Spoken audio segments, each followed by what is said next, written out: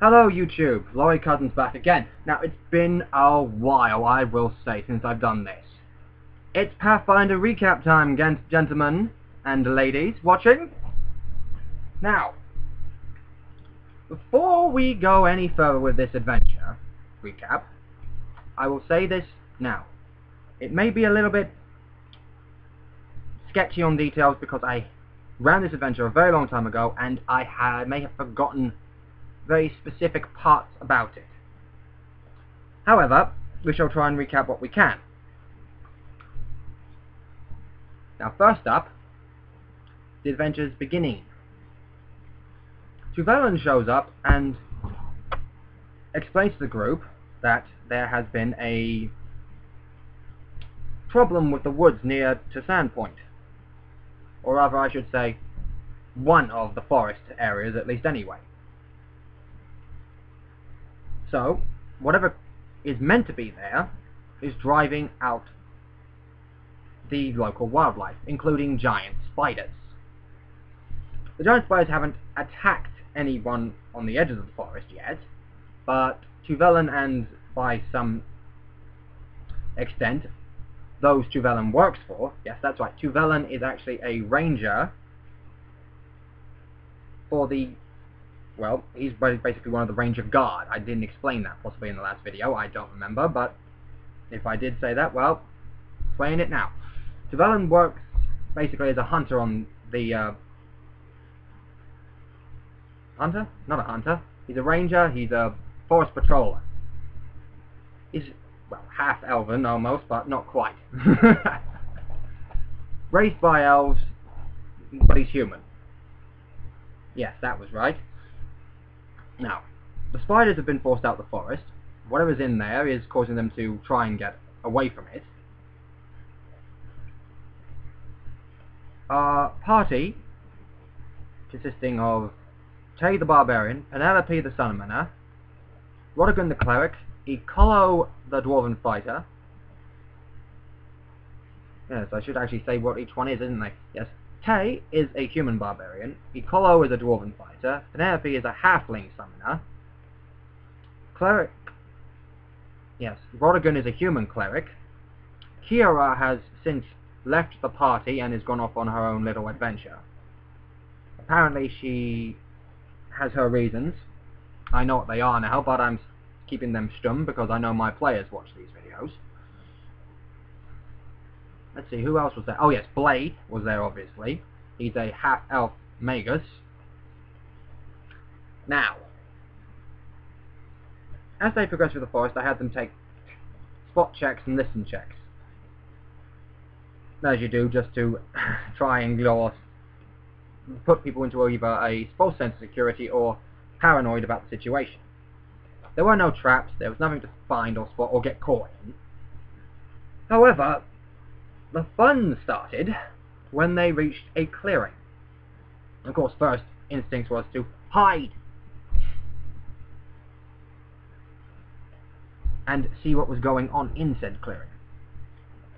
What we encountered there was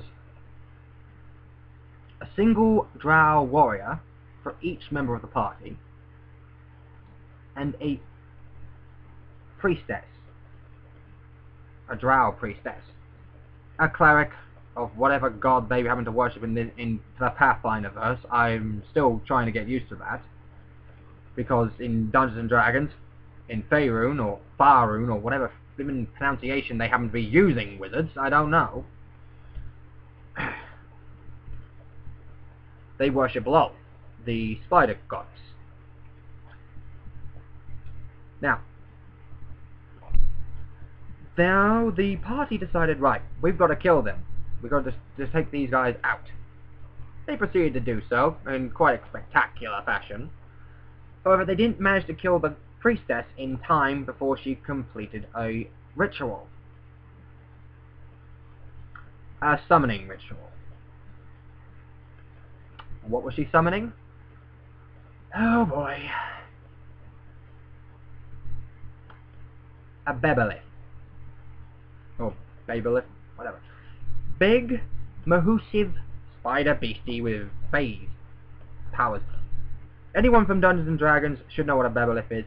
Over-the-sized, giant monstrosity of a creature. Scary as hell. For anyone who has arachnophobia, this would be the worst case scenario. Now, fighting this thing head on would be a very bad idea.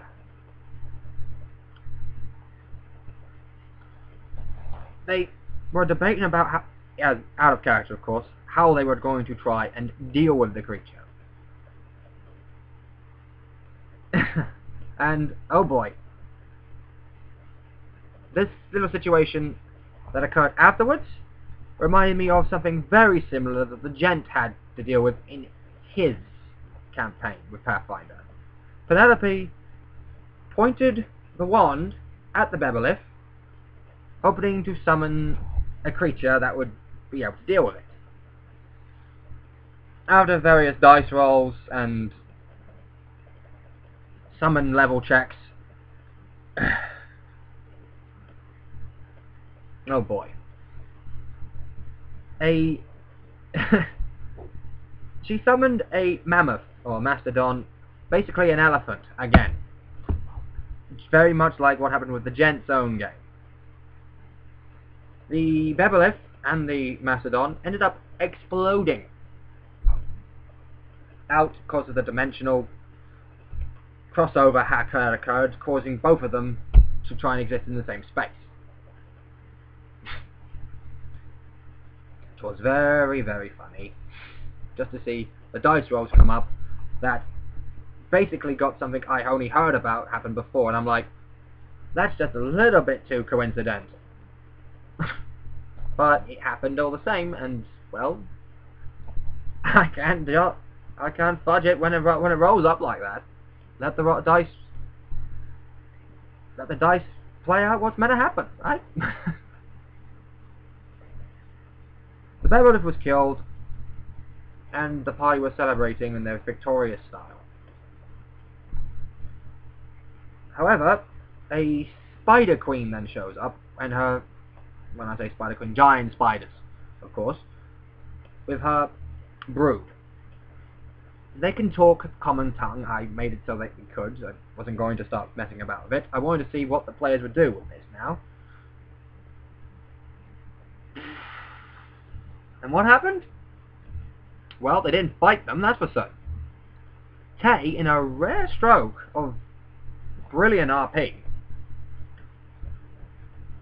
decided to befriend the spiders, find out why these drow are here, and now has them on side for when they decide they're going to, well, enter into the little end game scenario.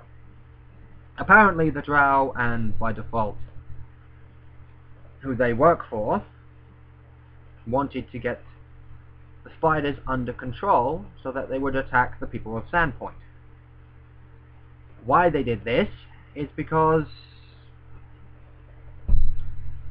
there is an evil cleric in the area who has taken over a old dungeon, and when I say dungeon I mean an actual dungeon, prisons of a fort and the like, and he is planning on, oh boy, resurrecting or awakening the child of Rovagug, a Tarask, or I can't remember, I do not know how to pronounce it, but the inevitable creature that cannot be killed and will basically resurrect itself after death.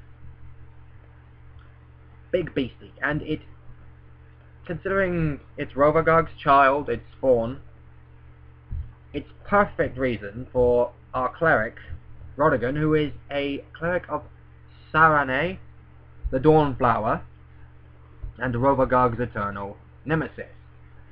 She was the one who sealed him in the earth to begin with. In Galarian's earth, that is. It is now up to Rodigan to mount the assault by gathering up his companions and preparing them for the, well, when they attack.